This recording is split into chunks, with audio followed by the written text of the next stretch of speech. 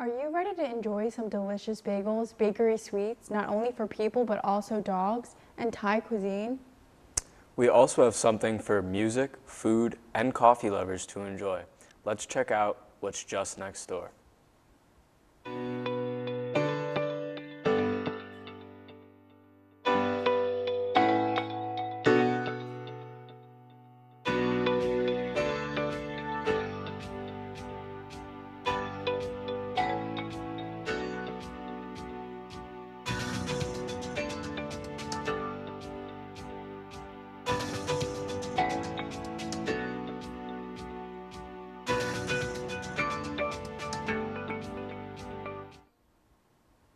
Hello, and welcome to a new season of Just Next Door, where we will show you all the coolest hidden gems Philadelphia and its surrounding areas have to offer. I'm Luke Brower. And I'm Emily Abrams. There's something for everyone here in Philly. Whether you're looking for a good date night spot, a fun place to hang with family, or even just a cool place to try it yourself, Just Next Door keeps you up to date on all of the best spots in the city. First up, we're headed to Vinyl Closet Records in Norristown. This record shop opened their doors in 2011 in a small, cozy storefront in North Wales. Due to business booming over the years, they had to open up a new and bigger John. Not only can you shop for records, but afterwards you can relax and enjoy a nice cup of coffee as they have a coffee shop in their store. Let's find out what makes them so unique. Vinyl Closet Records started out just as a passion project for my husband, Jason. He was laid off multiple times in an 8-year period and just decided, you know what, I'm done being in corporate America. I love music and I want to start my own business. We are located at 2117 West Main Street, Norristown 19401. We've been in business for 10 years. Interesting to watch play.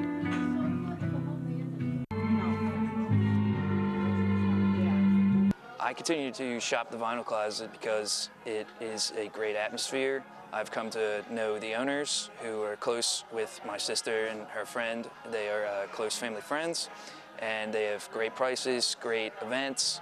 It's just a great spot to go. In 2020, our son Jacob started a coffee cart inside the business.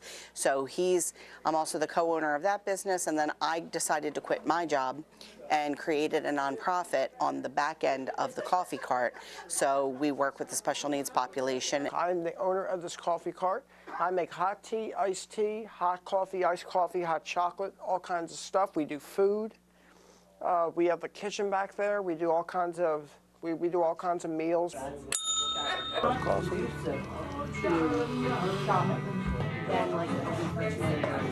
I like serving my customers. I like making their food. And working here with my mom and my dad. I think the people and the community aspect of it make it different than any other record shop. Hey Emily, what's the best song by the Beatles? Latte B. Anyway, if you want to check out Vinyl Closet Records, their hours are 11 to 6 on Wednesdays through Fridays, 10 to 6 on Saturdays, and 11 to 3 on Sundays. You know what goes great with coffee? Bagels. That's right. This next place we're going to visit is a fantastic place to go for breakfast. Victoria's Bagel Bistro, located in Mount Laurel, New Jersey, was voted Best Bagels twice by the South Jersey Magazine and the Burlington County Times. Let's take a look at just why they were voted the best bagels twice. A modest local family business that sells delicious bagels and a variety of other items. So my experience working here, I've only been here about a month and a half. And when I first started, I was super nervous, but everybody who works here, all of the girls were very welcoming. And I think that this place is very special. It's family owned and operated. It has been for about 17 years now. And I think that it's really cool. Like, we can go in the back and see how the bagels are made, and everybody's willing to learn and to teach me new things and teach everybody new things. So I think it's really great, and we all really try to build off of each other's ideas in terms of like having new bagels or experimenting with different cream cheeses and flavors and things like that. I've been here for 17 years, and I was one of the employees for the old owner of the place. And when he decided to put the store up for sale, I wanted to buy it as opposed to going to a 4-year college, because it was at that time in my life where I had to pick a career or pick a major to go away to. So I think what makes Victoria's Bagel so special to me is you can walk through the front door and you feel like you're walking into like a family room or a living room. We're always going to welcome you. We're always going to do our best to treat you with the best customer service and care that we can. And we really specialize in learning customers' names, getting to know them, knowing their kids, knowing their extended family, things like that. So we really try hard to bring the community together and to know the people that are coming in and out of our doors. They also have a wide variety of bagel options. Did you know you could have a chocolate chip and French toast bagel? You can also get sriracha spread on your bagel. Oh, spicy. If you're not in New Jersey, no problem. You can also order online on their website, victoriasbagelbistro.com. If you woke up too late for breakfast, our next stop is a family-owned Thai restaurant, perfect for lunch or dinner. The owner of Chabat Thai Bistro grew up in Bangkok and learned how to cook from her father. Here's a look at what makes them so authentic. Chabat Thai Bistro is located on Main Street in Manayunk, and they have an amazing variety of Asian cuisine. I would say the most famous and I enjoy cooking is pad Thai. Okay. I know it's simple, but it's really hard to find good pad Thai. We want like pitch in and create such a culture and environment for a hardworking and efficiency. So all these young staff give me a good energy, and even during the hard time, I feel like I cannot give up because of them. It's good and bad in a way. I started working here and really got to learn the ingredients. I think my favorite of ours is probably the crazy noodles, or the chive cakes that we have right now. Hulu makes them herself every day, and they're really good. But just like learning the ingredients and what goes into it, and seeing like how much love that they actually like put into the meals is really amazing. Chabat means hibiscus in Thai. The reason that I choose this word to represent my ideology of how to be a survival, because the hibiscus is really delicate flower, but yet is really strong and last. If you want to know more about Chabat Thai Bistro, you can visit their website at chabatthai.com. So Luke, you went to this place and visited. How was it and how good was the food? It was so good. The owner was super nice and the food was amazing. That sounds so good. I'll have to stop by one time. We're going to take a short break, but when we come back, we get a chance to sit down with Colleen Murphy, a psychologist who works with special needs kids in Jenkinstown. Stay tuned.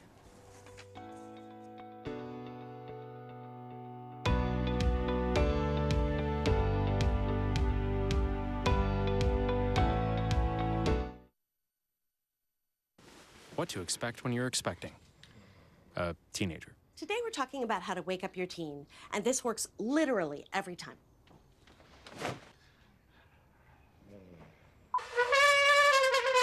Good kisses. Good kisses. You heard how loud I heard. It wasn't you. Yeah. It was the... Is that bacon? You don't have to know it all to be a perfect parent. Thousands of teens in foster care will love you just the same. Meet Norm. He lives with anxiety, but with the help of this latest innovation from Be Normal, he can be normal, just like everyone else. With the swipe of a finger, you can project happiness, confidence, machismo. Why settle for being real when you can be normal? The Normal Maker, new from Be Normal. This item doesn't really work because there's no such thing as normal. We're all different. What we like, how our brains work. In fact, 1 in 5 of us live with mental illness. Don't filter who you are. Start by talking to someone you trust. And remember, there is no normal.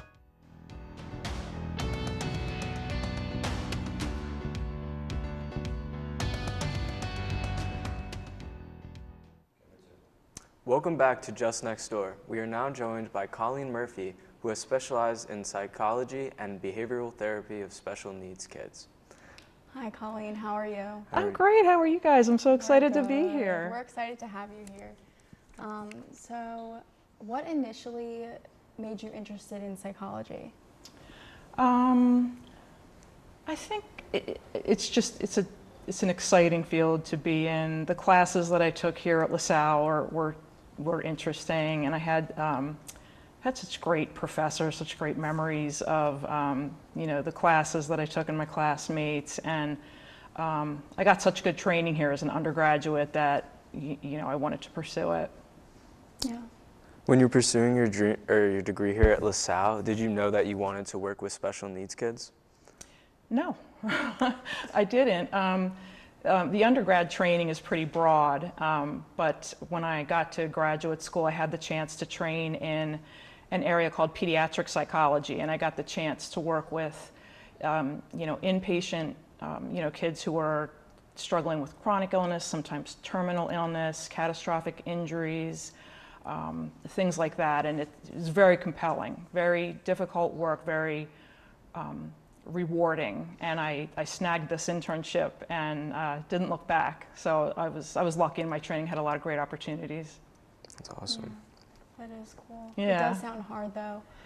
So what would you say is the best and worst part of your job? I would say the best part is working with the clients for sure.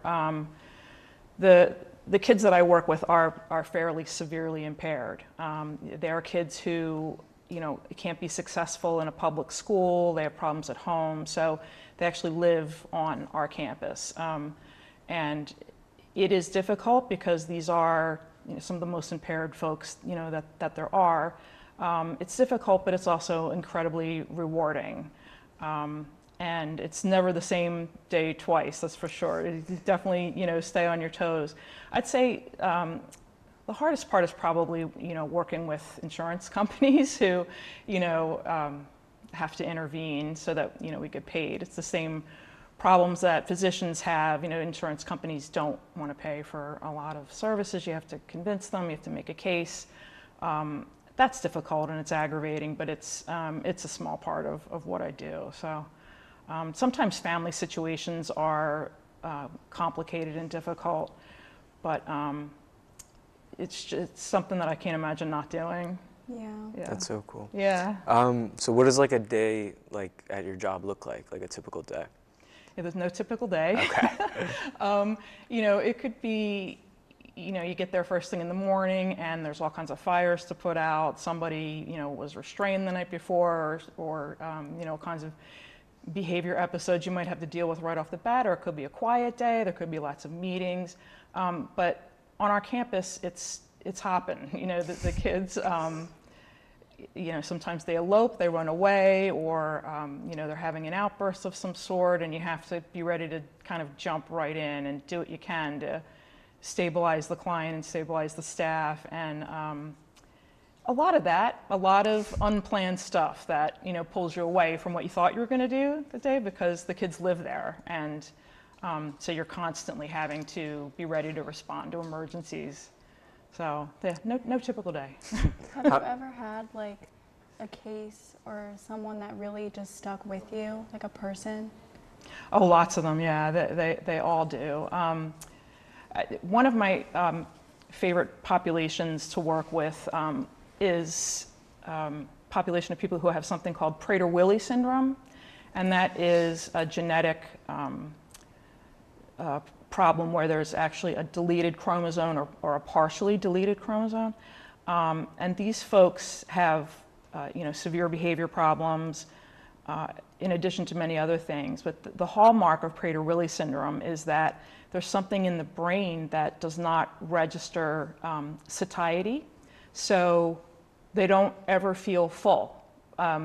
They are constantly hungry. Like, the last time you went to class and maybe didn't have lunch and you're sitting through a whole afternoon really uncomfortable with your stomach rumbling and how uncomfortable that is. These folks feel like that all the time.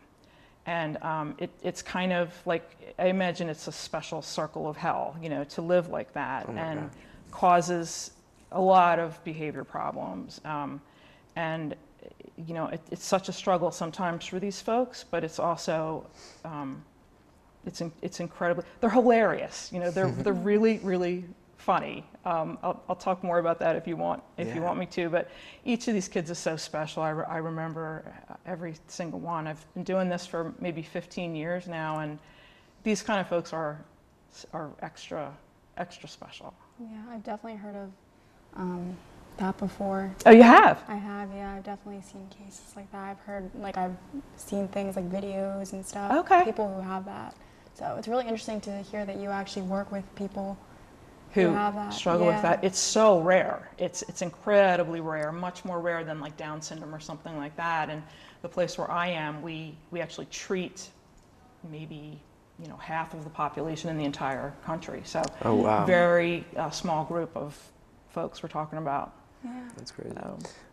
So are there any like misconceptions about people with disabilities that like you want to clear? Oh my gosh, yeah. I think, I mean, I've learned so many things over the years. Like when I was training as an undergrad here, I didn't realize that it's actually the federal government's responsibility to provide a free and appropriate education for kids with special needs from the ages of 3 to 21. And so because of that provision, there's this push to to provide all the supports and services that these kids might need in order to succeed. And it's been astounding to see, some of these kids blossom the way that they have when they're given the right supports. And sometimes there's kids that when they come in, you think, like, oh my gosh, are they going to be able to, to walk, to do anything? And with the right staff and with the right supports, they can do so much more. And they're constantly, amazing. And I would say the misconception is that they can't do things that other people can do, or, just a million other things. You should never underestimate, though. Yeah. So. That's awesome. Well, thank you so much for coming being on. here. Oh, thank you. Yeah. Thanks for having me. We really appreciate it. Thanks. Thank you. Yeah. Sure.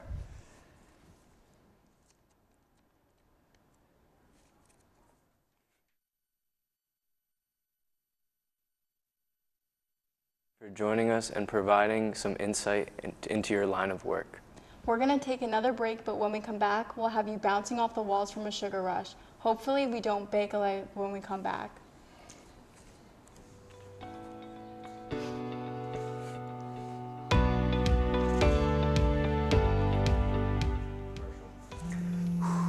Thank you so much. I'm sorry, I said bake a leg completely wrong. What? No, that was fine.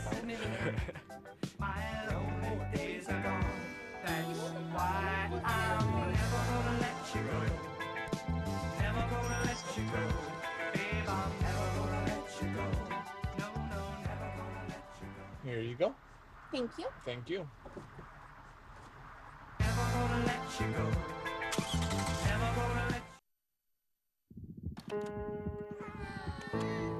Our story was begun by someone else. Our story was often shaped by generations before them. Our story was forged and maybe even defined by the experiences of our childhood. But it doesn't need to be. You can be the author.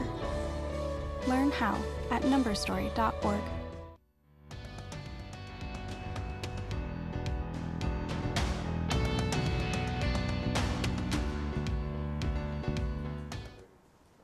Welcome back to Just Next Door. Hope you're still hanging with us. Our next journey takes us to a pet-friendly dog bakery in Manayunk. Not only can your dog enjoy cakes and other pet-friendly sweets, they also have an outside play area that your dog can have fun and possibly make a new fluffy friend. Let's take a look. My name is Stephanie Johnson. I'm the general manager of Pet Friendly Dog Bakery in Manayunk.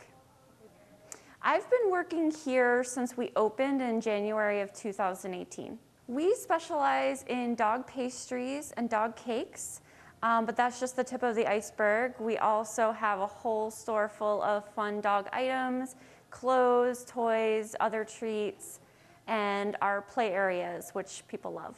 Our treats are made primarily by our baker, who is right down the road from us. He actually does a lot of the businesses on the block, he does their baking as well for human food. And then he does a bunch of treats for us on the side as like a little side project. But he has pets himself. He's very into it. So he comes up with some really beautiful things. Right after we opened, we were approached by a family to do a dog wedding, which is something we've never done before. So we actually worked with them really closely to put together something really special. My favorite part of working here is connecting with the customers and talking about their pets with them. And I've just built like a really fun community of like people who were customers that are now friends. This place is really special because it's unlike anything that I've ever seen before, in that, you know, there's stuff to buy, of course, and treats, but then there's also, it's almost like a place where, how do I describe this? It's a place where you come to spend a little time. People come down and dinner.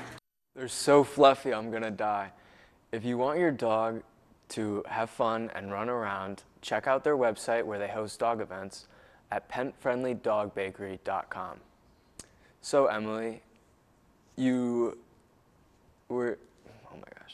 visited this place. How enjoyable was it to be around all those dogs, and what did you think?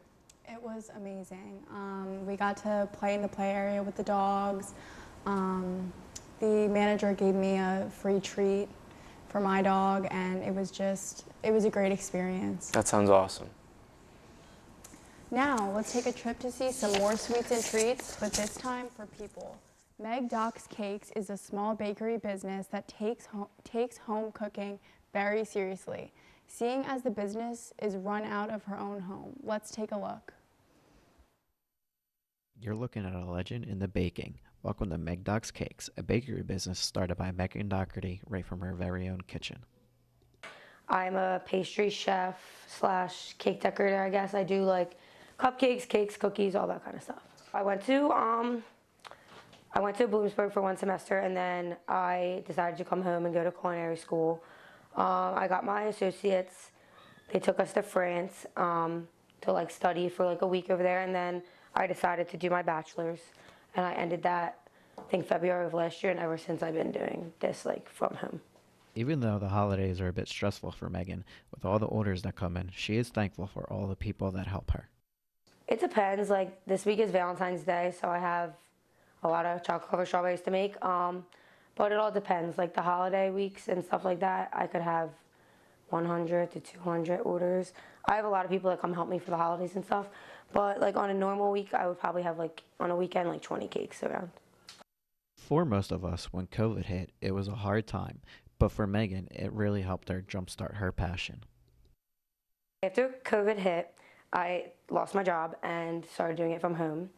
And then they asked me to come back, but I was doing well on my own, so then I just stayed on my own. My dad used to have a diner, and that's where I started doing this all, and then he sold it. So I eventually want him to help me make my own business. Well, I guess you can say it's only a matter of time until she opens up her own bakery shop. Well, you know what they say, Emily. Cake it till you make it. But seriously, I think I'm going to need to order myself a cake or two after this. If you want to check her out and place an order, you can do so on Instagram at megdoherty_cakes. Hope your sweet tooth is still going strong, because our next segment focuses on a stand in the Chestnut Hill Farmers Market, where you can buy delicious handmade chocolate creations. Market at the Fairway in Chestnut Hill is home to a variety of different farmers market stands. One of these stands is Made by Me handmade chocolates owned by Mary Ellen Salamone. So I never wanted a chocolate business.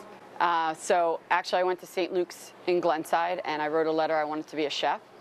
And my parents supported me in 5th grade, and my sister Helen, who is my still a good friend today, kept that letter. And so I went to Cheltenham, and when I went to Cheltenham, my parents took me to universities that, you know, Culinary Institute of America, Johnson & Wales, and I just fell in love. Moved home, went to Las Vegas for 5 years, Florida for 8 years, and a gentleman that I had followed my whole pastry career opened a chocolate shop in Florida. And he offered me a pastry chef position. A year later, one of the chocolatiers had to go home, and he said, "Would you like to learn how to make chocolate?" I said, "Sure." moved back home about probably 13 years ago. Met the manager here. They let me set up a 6-foot table, and I sold stuff at O'Neill's in Glenside and Sweet Magnolia in Glenside, and got a lot of support, and now I'm here 7 years later. So what I love is I can't draw a straight line, but chocolate is my canvas. So I can be as creative as I want. Like once you see the chocolates, I can create any color. Obviously research and development's not a, I get to taste, everything I make, and I really enjoy it. I love new recipes. I love trying, different things, pairing different things. So customers are fantastic. I get to have a personal relationship with them, and they've supported me throughout the years, and I've seen their kids grow. I've seen their kids married off. I met their grandchildren, and so they brought me into their life. And they're very honest about the chocolate. So if something they're like, this is a little off, I'll tweak it. So it's really nice to have that, one-on-one relationship. Visiting Made by Me is a great way to support local small businesses in the area and get yourself a sweet treat while you're at it. The next episode might need a feature on a local dentist because I can feel myself getting a cavity just from talking about all these sweets. Luckily, our next feature won't be a nightmare for diabetics if you're a student at LaSalle. It's likely that you're familiar with Paulines Deli, but we get to take a deeper look inside the family that runs the beloved spot for students. Welcome to Paulines Deli, located right next to LaSalle. Here you can find great food for an even better price and an owner who truly cares. We opened this restaurant on, I think, 2017 by fall, like September, nearby September, that I remember. Me and my husband, we like to this neighborhood which has the, LaSalle University. We like to work with young people, so that's why we started working here. I have been working with my family people. I got married, so it's over 30 years with the food business. It has been a long time, yes. I think this restaurant is nice because most of my customers are college students, which I like to work with the young people, make me feel I'm getting younger, so which I like that one, yes. Next 5 years, obviously, I have to still keep working, and everything with the Corona-19, it changed everybody's life a lot. So we'll be working with the food business, but everything changed the price and everything. So we are studying what we can work better with us and also with the customers. So it takes some time. Okay. Me and my husband's, our motivation, it has been through the whole life, it was our kids. We have 2 daughters, and they are our dream trees, which make us to keep going. And no matter how old they get, I want them to have the safe life and great life, and really appreciate life in here in this country. Okay. You're welcome. That's all we have for this episode of Just Next Door. Don't forget to check us out on social media. You can find us on Twitter at LaSalle TV Philly or follow us on Instagram at LaSalle TV. We would love to hear your comments and suggestions. For everyone at Just Next Door, I'm Emily Abrams. And I'm Luke Brower. Thanks for watching, and we'll see you next time on Just Next Door.